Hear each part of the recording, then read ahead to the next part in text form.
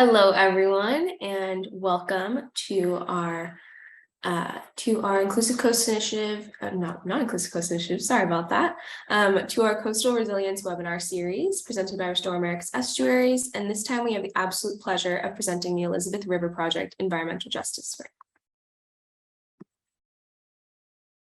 Fair. For reference, my name is Samaya Rubio. I am Restore America's Estuaries Community Engagement Associate, and I am excited to be here helping facilitate this webinar. Restore America's Estuaries is a coalition of 10 different leading coastal restoration organizations across the country. In addition, we have a host of affiliate memberships and corporate partners that support us in protecting and restoring bays and estuaries as an essential resource for our country. Also, if you haven't registered yet, the 2022 Coastal and Estuary Summit is happening in December 4th to 8th in New Orleans, with over 500 speakers confirmed, including some people on this webinar.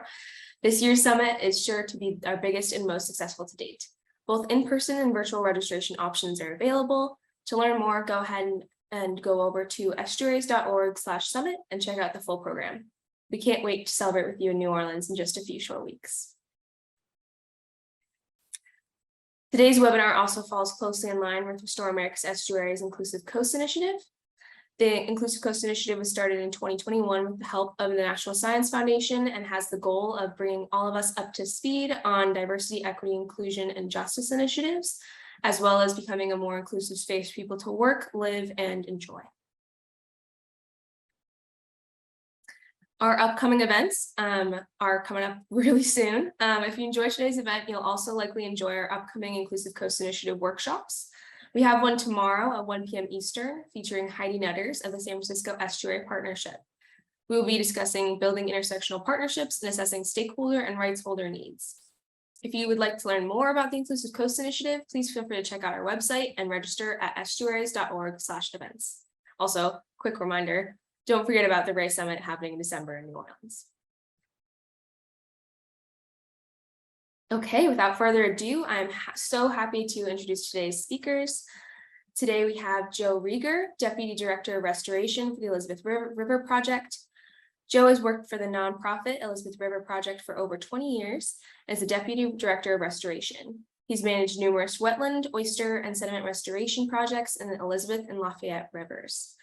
Joe was the project manager for the remediation of Money Point, which was the first nationally recognized community-led cleanup of contaminated sediments. He's also the project manager for oyster restoration in the Lafayette River, which became the first river in Virginia to meet Chesapeake Bay Program restoration goals in 2018. His position involves working directly with federal and state governments, waterfront industries, universities, and the community members of Hampton Roads, Virginia. Joe received his Bachelors of Science from Ohio University in 1998 and received a master's degree in Aquatic Ecology from Old Dominion University in 2002. Joe and his wife Casey live in Norfolk on the Lafayette River. They have two sons, Walter and Lucas, who both enjoy baseball and fishing on the river. Thank you for joining us, Joe. Our second speaker is Dr. Rajni Shankar-Brown, professor and Jessie Ball DuPont Endowed Chair of Social Justice Education at Stetson University, President for the National Coalition for the Homeless. Rajni Shankar-Brown, PhD, is a professor and the Jessie Ball DuPont Endowed Chair of Social Justice Education at Stetson University and the President of the National Coalition for the Homeless. She's also the Executive Director of the Institute for Catalyzing Equity, Justice, and Social Change, and the co-chair of Equity and Justice for the International Society of Teacher Education and Information Technology. Dr. Shankar-Brown is a dedicated eco-justice educator, cultural strategist, public policy advisor, poet, artist, civil and human rights activist working to advance intersectional equity and justice. Currently, she's helping to lead a national comprehensive grassroots campaign led by people who have lived experience focusing on housing justice in connection to issues with racial equity, environmental degradation, and education. She's recognized for her civic engaged leadership, including being selected as a faculty scholar by the National Humanities Center Educator of the Year by Florida PDK International and Engaged Scholarship Faculty Award by the Florida Campus Compact. In addition to being a passionate teacher scholar, she's a devoted mama and a chai enthusiast. Thank you so much for being here, and we're really excited to present our two speakers for the day.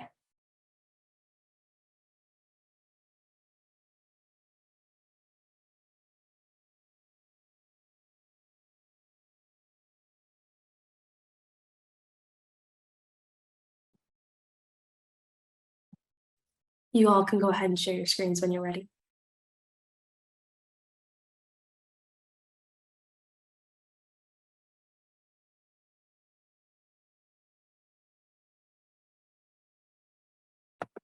Sorry, just give me 1 second. I apologize. No problem. As a quick note, at the end of our session, we're going to be asking everyone to put any comments or questions you all have into the chat function. Feel free to put your questions for Q&A into the Q&A box at the bottom of your screen, and we'll try to answer as many as we can before the end of the hour. And we'll start that Q&A session about 10 minutes before the end of the hour. So start thinking of your questions now. They have really great bios, so I'm sure they'll have even more exciting things to say to us today. And while Joe is, oh, no, we don't see it yet, Joe. But while Joe is pulling up the PowerPoint, I just would like to say thank you so much for having us today. We're really grateful to be able to be in community, to both share the Elizabeth River's mapping tool and to really have some good conversation around that, and to also come together to really focus our efforts, renew our efforts, and make sure that we're working together to prioritize environmental justice. We have so much work to do when you look around our nation right now. And it is so essential for us to really start to understand all of the many dimensions and to collectively fuse our work together to focus on the environment, but also understand its relationship in terms of people and justice. And so today we're really going to get into that. And I see Joe's pulling up our PowerPoint, so excellent. Thank you, Joe.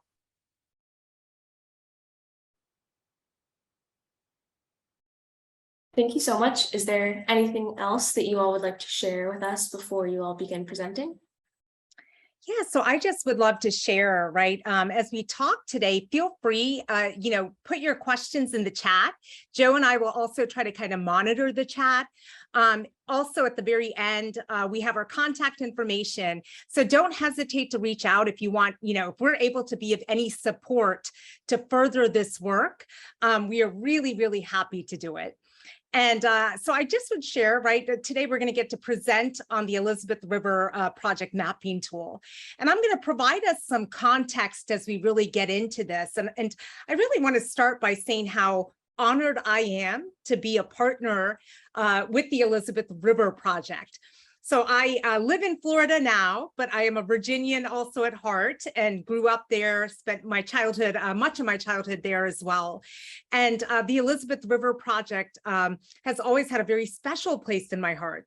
It is honestly, the ERP helped to even grow my own eco-affinity. So I think about how I was able to visit their Paradise Creek Nature Park. And if you've never been there, magical place, put it on your list to go visit. But such a beautiful place. And it really made me learn more and fall in love with the ERP. And over time, I've been able to work with them on justice, equity, diversity, and inclusion efforts.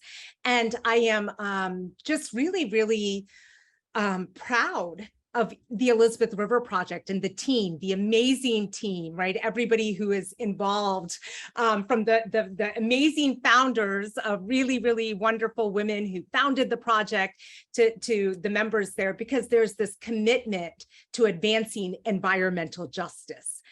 And environmental justice, first of all, I just want to share, it is an ongoing goal and process. It is something we have to constantly work at. It is continuous and relentless struggle that requires all of us in terms of our collective and our individual efforts.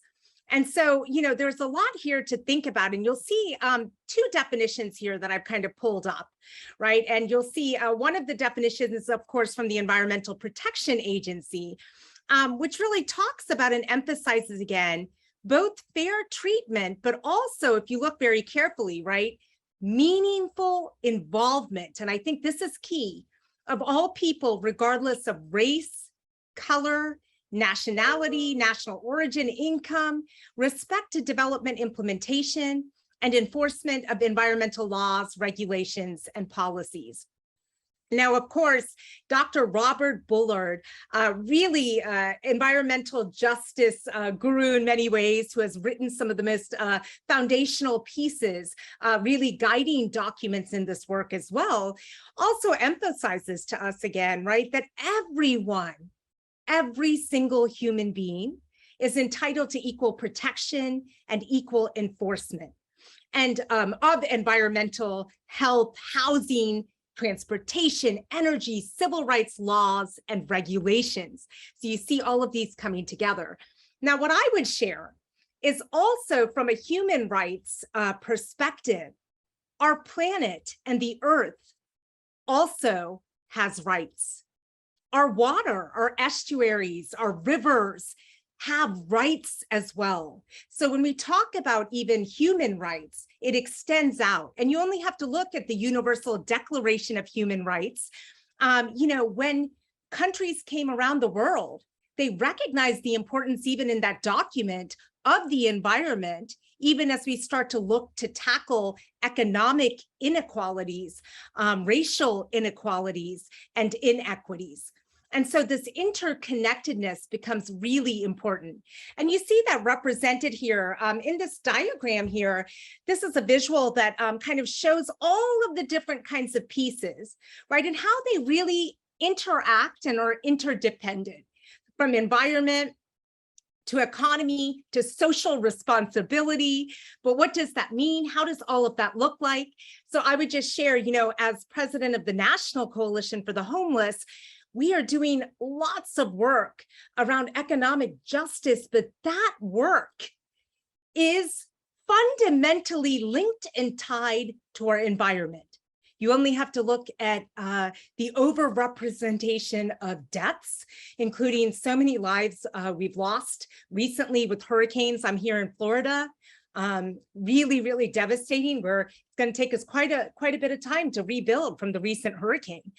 And we start to see environmental racism, which we're going to get to here in a minute, really amplified, right, as we see these natural disasters often.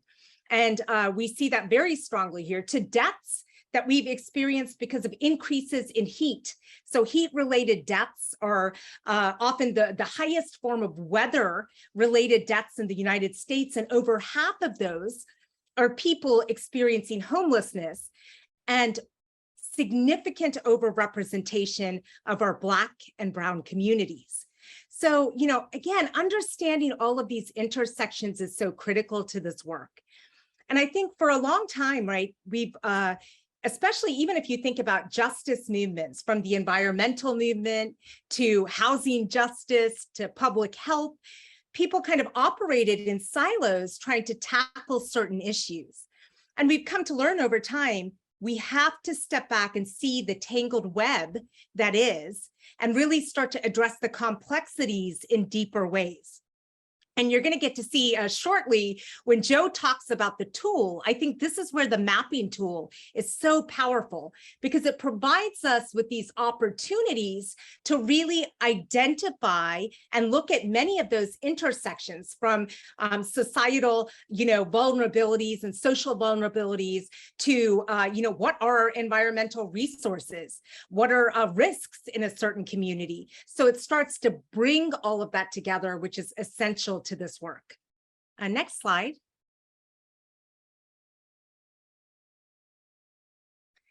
So, I believe these slides are going to be shared out as well with everyone, so you can take a look and go back if you're interested in kind of reading a little more.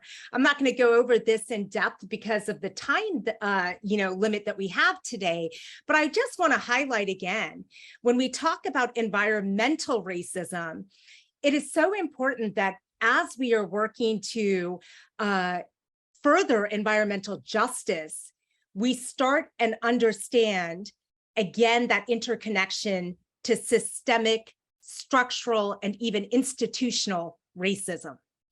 Communities of color are disproportionately impacted by environmental processes, exposing them, us, right, to increased risks, harms, and even early death. And, this is where we have to actively invest in our planet, right? Our estuaries, which of course we all know here gathered together. Our estuaries have ecological, economic, cultural value, are so important in so many ways. When we think about fresh water of the river dancing with the salt water of the sea, people are also centered and interdependent within the magic of that, both in terms of thinking about the future, but also understanding when we look at issues, the historical past. And so there's a lot here to kind of unpack. But what we know is environmental racism is really linked to seeing how Black and Brown communities, racially and ethnically diverse communities in the United States, often have real adverse impacts and effects because of environmental racism. From higher asthma to cardiac, cardiovascular disease, early death. Again, we really see this very, very clearly, in terms of scientific evidence and documentation. And you really start to understand history comes in when you start to look at redlined communities as well. And so when we look at vicious cycles of systemic, structural, and institutional injustice, I believe it merits all of our collective attention. It calls on all of us to both individually and collectively in our communities and as a nation pause, right? To say this is pretty urgent, critical stuff. And, we have to start to understand again and center the intersectional pieces. And that is where, the Elizabeth River Project, really, really amazing. And I'll share a few highlights here in a minute, but really amazing to start to see, if you look at the evolution, right, where it is about protecting the river, but it's also protecting the people, because if we don't invest in people and communities, we're not investing in the river, right? They're all interconnected. And so there's this really beautiful understanding. You start to see it manifested through so much of the different work the Elizabeth River Project does, right? From the learning barges to the watershed plan, to even recent work that has been developed and is ongoing progress, including things like diversifying the board, which is really important. We're going to talk about diversity representation and how important that is in the environmental field as well.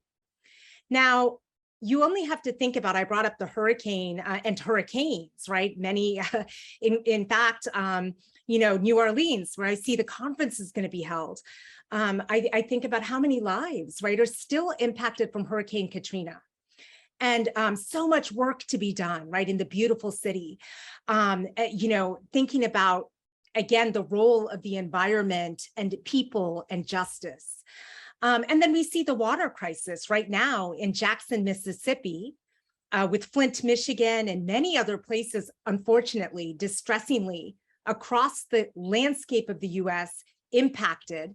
And again, it reveals how Black and Brown communities are often deprioritized when it comes to ensuring just infrastructure and environmental resiliency supports. So when you look at a place like Jackson, Mississippi, you also start to understand redlining, his history and context there, but over 82% living and impacted by the water crisis of individuals and families and children and youth are Black. And so what's really interesting about this is there has been national kinds of surveys done, including reports from, various partnered institutions and nonprofit groups. And they continue to find that the majority of Americans, citizens in North America, deny that there's environmental racism. Actually go so far to say we don't have that. That's not a real thing. Despite all of the evidence that we have, despite seeing the clear documentation and overrepresentation of environmental racism, and what that means. When we talk about environmental justice, we're talking about life, and we're talking about death. And we're talking about how do we affirm life? How do we start to, again, understand our interconnectedness, which is so important? Next slide. So I wanted to share this because I think it really, as all of us in this space, right, are environmental, environmentalists, and we care about our planet and hopefully care about justice, right, and environmental justice. And so we need to start to unpack many different dimensions, including what is often called the green ceiling. So if you look at environmental organizations, environmental boards, of organizations, you start to see lack of diversity representation, a real severe lack of diversity representation. So in fact, I have a couple graphics here for all of us to kind of wrestle with and to bring to light how pervasive this issue really is. So if you look here, one of the graphics in the corner there with the pie graphs, you see the state of diversity in environmental organizations. And this comes from that report. And you start to see Black and brown representation or lack of representation, right, in terms of board members or staff members of conservation and preservation organizations in the environmental field. So take a look at that and look how small that percentage is. And while there has been some effort to grow those numbers, we really haven't seen much of a significant growth if you really look. It's been very, very incremental. And again, calls on us to evaluate a lot of different things. So one of the things that I love that the Elizabeth River Project has done, we kind of went through a transformative journey together, the journey still being ongoing, of course, it's really to look at, it's not just about how do we hire more racially and ethically diverse individuals for an organization, but we also have to understand other pieces, right? Sociological and systemic pieces for, why are numbers so low, to looking and unpacking even within our organization internally, right? Things like bias, implicit bias, explicit bias, right? Can we be open enough, vulnerable enough? Can we embrace cultural humility and practice cultural humility? Because that's essential if we're going to work to really move the needle and have more representation. So one thing that's interesting, I'll just point out in the pie chart graphic, right? The label that was used there is minorities. But I would say that, often we use the term minorities, or you see it a lot in literature, but in so many communities, Black and brown individuals are no longer the minority. Many times we are the majority, right? And in fact, we are minoritized still by society. So even starting to think about things like language becomes important. I love the Elizabeth River Project's deep commitment to doing this work because it's not easy work. It's heavy stuff, right? And it requires kind of individual unpeeling. It requires understanding larger webs and how things are connected. But again, it goes back to that reflective practice if we're going to really grow forward. And yet it's so, so important.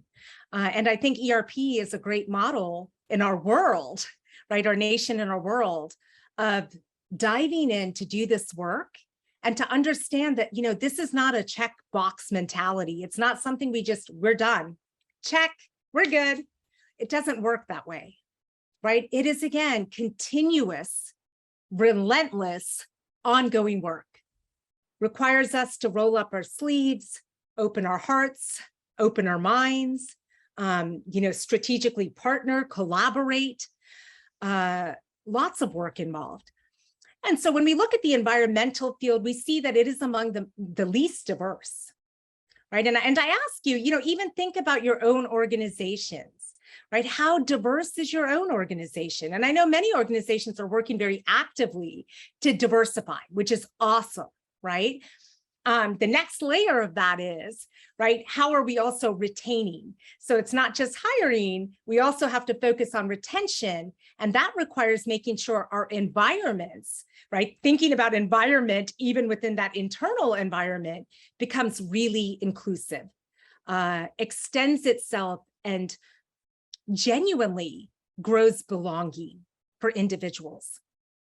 And so again, over to the right, you see some research here, public health from the Student Conservation Association, looking again at these gaps. And of course, we don't have time today to get into all of the different kinds of reasons. But I think this is, again, a reminder for all of us in the work that we're doing to stay cognizant, to say, how are we making sure that diverse voices and experiences and people are part of this work, are, part of decision-making processes, are part of reimagining and rebuilding and protecting our landscapes. We have to move beyond this kind of white savior mentality, which has existed for a very long time in the environmental field. And so environmental justice work comes and calls on all of us, right, to say, how can we start to fully embrace cultural humility, knowing that this is a lifelong process. And part of that is honoring diverse voices and perspectives and stories, bringing people not only to the table, but actually listening and inviting and integrating those ideas. And that's so important, right? So important. We often say within many of the communities and justice spaces I work at, I often share, right, for people who have been socially and historically marginalized and oppressed for a very long time, if we're not having seats at the table, often we're on the menu, right? And I say that not to make people uncomfortable, but to really, think about that in terms of environmental racism and what that means and the real impacts it's having on communities and children and youth, our brothers and sisters and fellow human beings. So we have a lot of work to do. Next slide. So just wanted to give you a quick snapshot of the Elizabeth River Project, the ERP's transformative journey overview. So we did a lot of work to really reflect on the ERP mission and values. And this has been kind of going through phases, and the work still continues, right? Much like a river, it continues to flow and hopefully grow and thrive in different ways. So you can kind of go back and look in here, right, from developing and understanding, even really looking at, what is environmental racism? What is environmental justice? What does that look like, not only in kind of global terms, but bringing it back into our own organization and communities. And then actually moving into application pieces as well, right? How do we also celebrate our growth as we do this?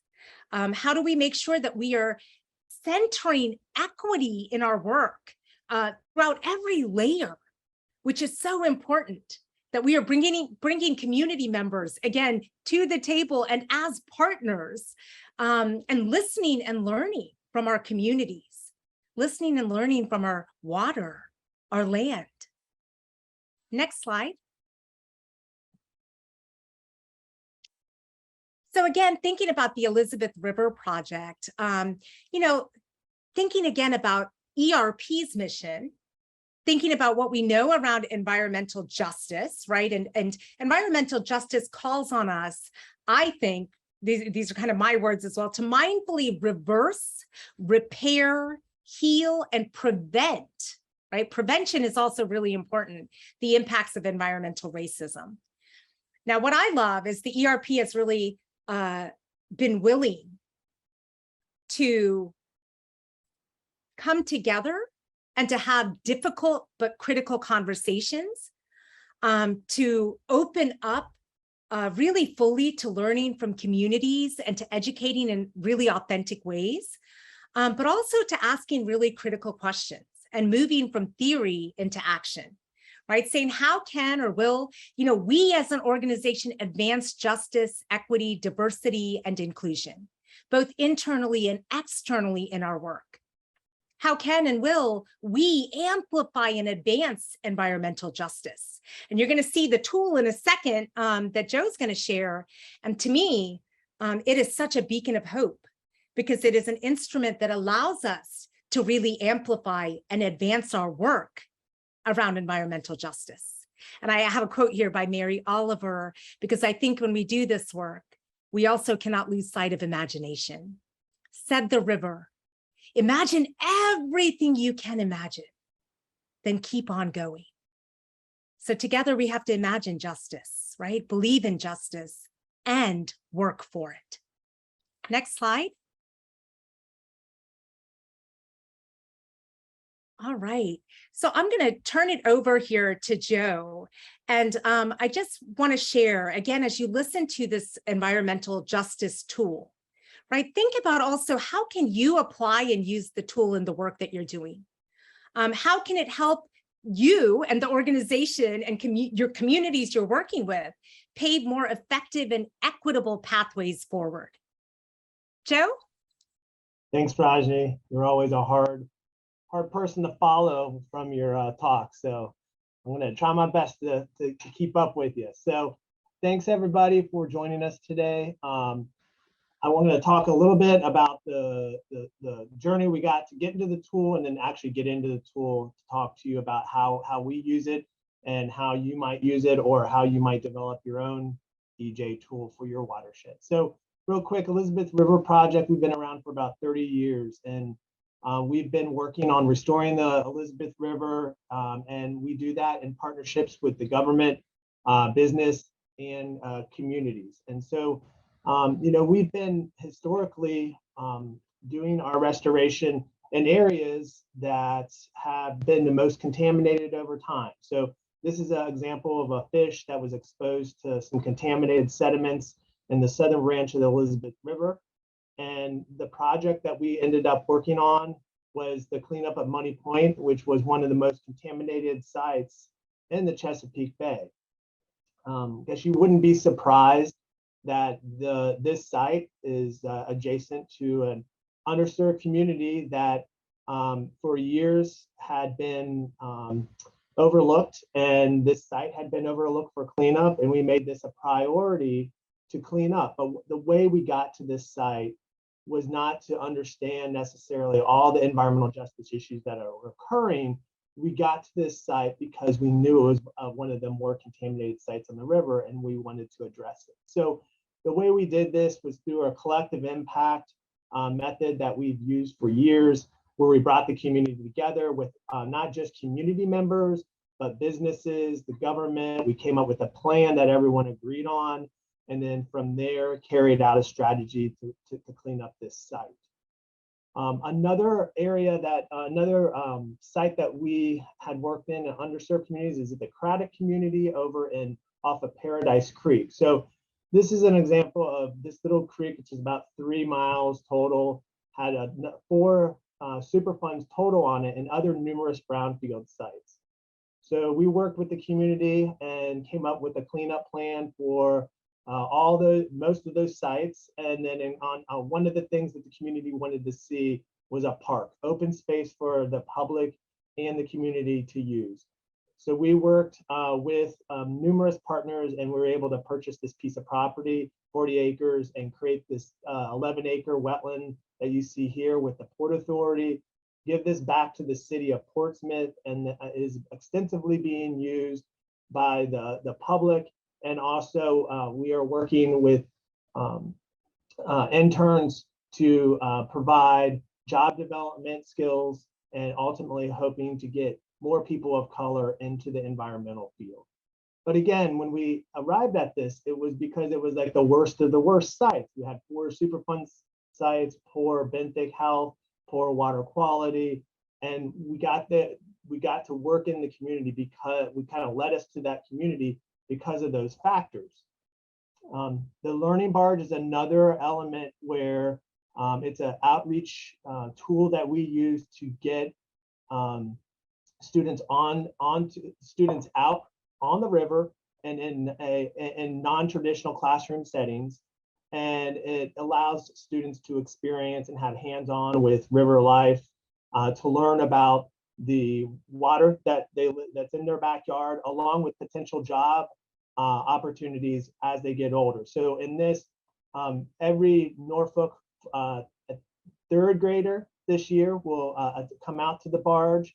And as an example, Norfolk has one of the highest regional poverty levels in the state of Virginia. So again, a lot of times these students are coming out on the water, and it's the first time they've ever experienced being out on the water or the Elizabeth River. So it's an eye-opening experience for them.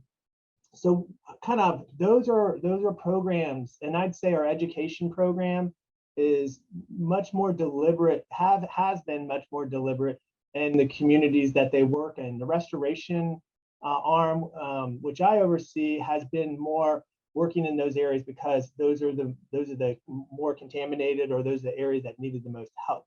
So we've kind of been on this journey though, kind of during COVID.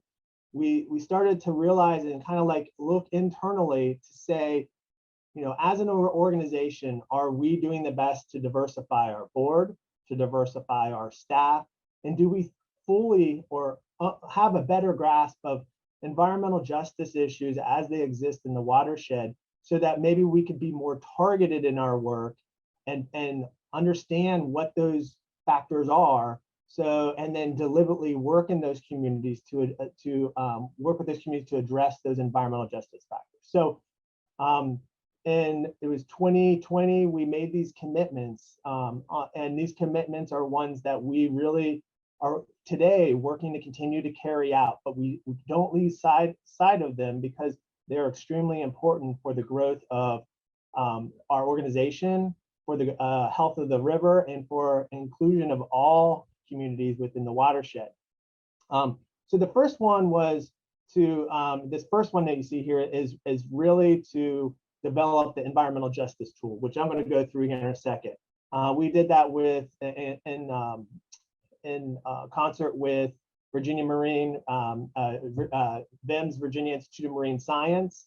And then the second one is to recruit more people of color to our board and to our staff. We are getting ready to hire an EJ coordinator here at the Elizabeth River Project. In fact, if anyone is looking for a job, we have that posted on our website at elizabethriver.org. But on top of that, also looking to add more people of color to our board.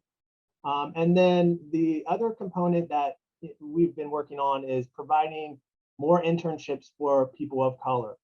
One thing, right before COVID hit, we were working with Norfolk State University, which is a traditionally African-American university. And we had a tremendous program working with them to get students out doing water quality work, building reefs with us. COVID hit, shut that down. But what we were able to do is increase our support for interns and bring more interns into ERP to help with the restoration work, to get them interested in the field. We found out getting students involved early, freshmen and sophomore, were really important because by the time they hit their junior, senior year, they had already made a decision about careers. And most of those careers were not in environmental science. They were in careers where where the students saw people similar to them working in those. Those are doctors, dentists, things like that. So, the environmental field, which has traditionally been a very white field, was not attracting people of color. And so that's something that we are continuously working on. So what were the driving factors that we gave to VIMS for developing this tool? So the one thing we wanted to ask too is, what were the questions that we wanted to ask? We met with VIMS, and VIMS talked with our leadership, our staff, and we also had an environmental justice and equity subcommittee for our watershed action plan. And what we wanted to do is we wanted to look at a holistic consideration of social environmental setting in the watershed, and to come up with a tool that could be used so that we can better understand what some of these communities, how these communities are being impacted. So as we loaded the tool up with BIMS, EPA has an environmental justice tool.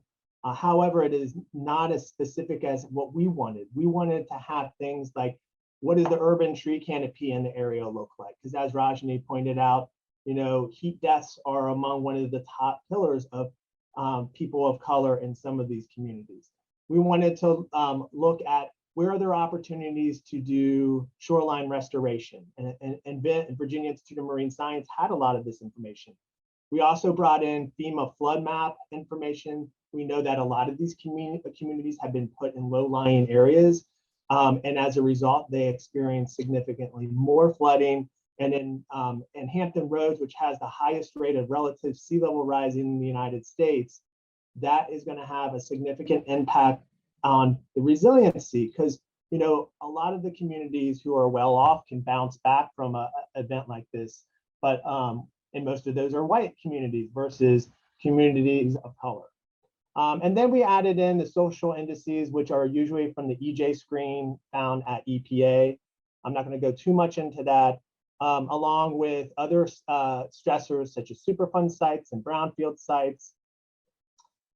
And the EJ screening from EPA, this is basically taken straight from EPA, but it's taking a lot of the social elements that are taken from the census. So on the EJ model that you would see, and the EJ model website has actually been put into the questions and answers, so you can go to that site, but that has been updated with the most recent census data. So when you look at that, that has the most up-to-date information available in it from the most recent census, which it took us a while to get that updated, but just recently has been updated. Some of the screening factors that went into developing this indice that both the social indices are shown here. So you have some of the demographic indices, and then you have the environmental indices. I'm not going to list all these. And then some of the indexes that went into the model. Now, the way it works is when you pull it up, and if you can't find it, you can just Google Elizabeth River environmental justice tool, and it'll pop up. You can use it as a dashboard or a map viewer. And I'm primarily going to look at it as a map viewer because I think the maps tell the story very well here, but you can use either or. So here what BIMS ended up doing is they were looking at the environmental versus demographic vulnerabilities. So the idea here, if you look at the bottom, is that where you have this lime green color, you have both a high environmental vulnerability and a high demographic vulnerability. So these are the communities that are experiencing the most significant environmental justice issues. So this then allows us to start drilling down into understanding, okay, from a social standpoint, these are communities that are also having at the same time environmental stressors. And from that, you can then start asking questions like, okay, if we were interested in working in some of these communities, what are things that need to, what are some of the environmental elements that could be enhanced or improved upon? So this is like an example of the tree canopy. So what's shown here is you're seeing the demographic vulnerability and the environmental vulnerabilities, which are the lime green. And then you start seeing the tree canopy overlaid on this. And you can actually drill down and look at the percent tree cover in those communities. And then the red areas are also actually the historically red line communities that are in the past where that have been mortgages were mortgages for primarily African American communities were impacted because of that, and these communities did not favor the mortgage market at that particular time. So you can see some of these communities that popped out, and these are ones that have low tree canopy. So as we move forward, we will want to potentially work in these communities that have low tree canopy and look if there's opportunities to increase the canopy cover. One of the things that we do know is that we don't want to go into communities and say, well, you need to increase your tree canopy. A lot of this needs to also come from that community, from those communities. They need to provide and give us an understanding of what they want to see happen. And so from a flooding standpoint, this is, again, allows us to look a little bit closer at what flooding would look like into the future. So again, this is kind of rolling up the intermediate high scenario. It's a scenario that one would anticipate for the region by 2070. And you can start seeing communities that will be impacted from flooding, significantly impacted by flooding. And some of these have actually been addressed. You see the Chesterfield Heights community here. Actually, the city of Norfolk recently implemented a very large project that is addressing the flooding issues. But you still have other ones like Berkeley and Campostella, along with Poplar Hall. So as we moved into our last watershed action plan development, so this is our blueprint for the Elizabeth River. We started out in 1996 with our first one, moving up to 2022. This plan lays out our 5-year goals. It's our kind of our blueprint for restoration, and we had 150 stakeholders involved, along with having facilitation from the University of Virginia's Institute of Environmental Negotiations, along with University of Maryland's Environmental Financial Center. And as we developed this plan, we had a subcommittee working specifically on environmental justice issues. And the 5-year goals that were established were, one, to utilize the Virginia Institute of Marine Science environmental justice tool to focus our efforts in these under-resourced communities. And then work with Norfolk State University to develop a bay-wide model for engaging and empowering these communities. And we're happy to report that recently, National Fish and Wildlife Foundation awarded funding to ERP and also Norfolk State University to develop this model. And also University of Virginia partnered with Norfolk State and ERP, and they were able to leverage $5 million to take a deeper dive into 3 to 5 communities in the Hampton Roads area. So again, we're able to get resources to Norfolk State University along with a number of other universities to help start looking at how do we engage, how do we effectively and respectively engage communities of color that have, the highest social and environmental vulnerabilities. And with that, I'm going to turn this back over to Rajni for our last couple of thoughts here. Thank you so much, Joe. Thank you all again for joining us today. This is such important work. And environmental justice, again, it is an ongoing goal and process. It requires on all of us to commit ourselves to this really important movement, and it is a movement. And while we cannot wave a magic wand to undo past systemic and structural injustices, we can work together to create a better, healthier, more just and sustainable tomorrow. We can protect our estuaries, our rivers, water, wildlife, people, and planet. And we can, as the Elizabeth River so beautifully puts it, all of us can do something beautiful. So thank you again for today. And we will have some time for questions, I believe. Namaste. And we had a few good ones in the Q&A as well, so. Yeah, absolutely. Thank you all so much for sharing. There was so much information in that presentation. Some of the things that I thought were really cool were some comments on language and minoritizing language when the global majority is mostly people of color, and looking at the history and the methods that were used to create this kind of inequity that we see again. So thank you all so much for highlighting those things and highlighting the rest of the things that you all spoke to during this presentation. I saw there was one question that was mentioned that we would talk a little bit more about at the end. It's from Doug Myers. Isn't it environmental racism to rebuild certain parts of Southwest Florida, for example, Barrier Island residential neighborhoods, How will public access to coastal resources be restored following the opportunity of Hurricane Ian? Yeah, I loved that question, Doug. Thank you for that. And absolutely, what we see is often, an incredible nature gap. That in fact, people of color, Black, Indigenous, Latinx or Latin, and Asian communities, and also Pacific Islanders, when you start to really drill down into data, and especially children, elderly, often our most vulnerable communities, even if you're starting to really get into intersectionality, LGBTQIA two-spirit plus, we start to see racial and economic disparities, and we see that low-income communities of color are most likely to be deprived of the benefits that nature provides. There has been an intentional, keeping people from access. So when we talk about environmental justice, opening up access, providing everybody the opportunity to enjoy, but also to build ecological affinity is so important. And so I really appreciate that question. I know I wrote back to you as well, but what a great question. Yeah, and in Florida, it's pretty bad. We have lots of active groups that continue to perpetuate a lot of the disparities, right? When we start to look at environmental racism and economic, and it takes a lot.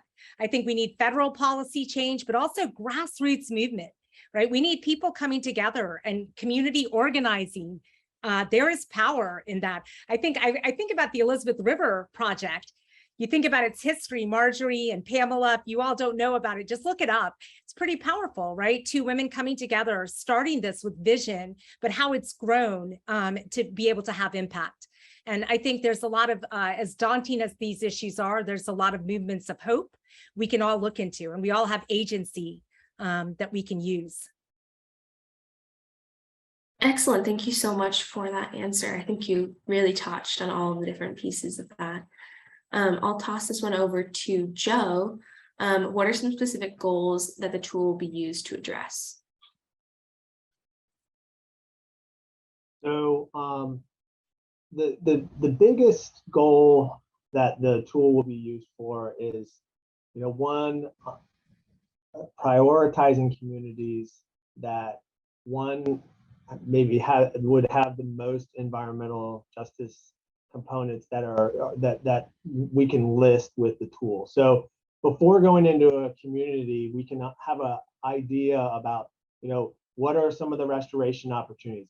What's the tree canopy cover? What does the flooding look like in the next, 50 years? So then when we go to have these discussions with the community and we understand the concerns that they have, that we can then have this information available to say, okay, well, maybe trees are not something that the community is interested in adding, but maybe the flooding is. It allows us to understand, this flooding, is it close to Superfund sites? Is there potential impacts from contaminated sites nearby, or from brownfield sites, from sediment, historically contaminated sediment sites? What does the air quality look like in this area? So it allows us to have just a better understanding of the factors that are impacting the community, rather than just assuming that it's maybe just one. Because a lot of times before, what led us to these sites are there contaminated sediments nearby, and are there Superfund sites nearby? And those are not the only factors that are contributing to impacts to EJ communities. There's many more. And this had never been, this tool is also a dynamic tool. We expect certain factors to be added to this and some things to fall off.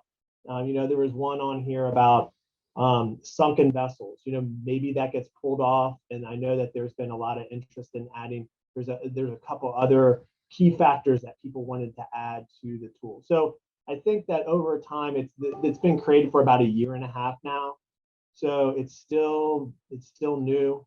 We're still learning about, how easy it is to use and what factors may be added to or taken off into the future. I love that it's dynamic, right, Joe? That it's you're able to keep it in real time and make sure that it's relevant, usable to communities.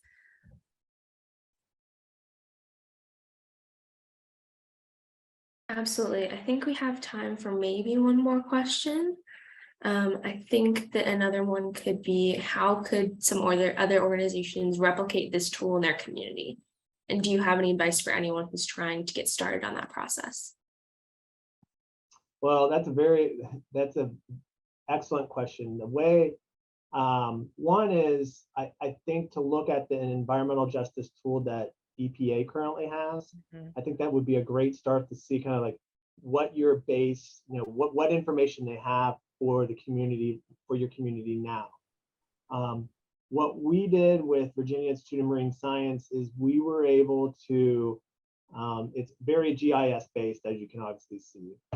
So, what I would do is, if you have any research institutions near you, to reach out and see if there is a GIS course that is being offered that maybe could be a graduate student's thesis, and or if they have undergrads who can pull some of the data together. I think that would be one way of getting it pretty low cost. You could also, if you could find grant money, which I think you could probably find grant money with the resources that are currently out there, you could hire a consultant to pull it together for you also. So I think, the consultant's going to be more expensive, obviously, but I think that would be your kind of the higher price tag. But you could also look at engaging some of the local universities to see if they would be interested in doing it as a project. But start out with if you Google the EPA's and EJ tool, it'll pop up, and then you can zoom in and look at factors in the communities around you. And they provide all that data. That raw data can be pulled off of the EPA site. Excellent. Thank you all so much. I think we will wrap it there. If you all have any closing thoughts, go ahead. We thank you so much for your time and for your participation in this webinar. And thank you so much to our two speakers. We are really grateful to have you here. Thank you so much for having us, and don't hesitate to reach out if you have questions, or we can be of support. Yeah, please reach out, and everybody keep up the good work. Yeah. Great. Thank you so much. Have a great day, everyone. Thanks. Have a great day. Thank you. Stay well.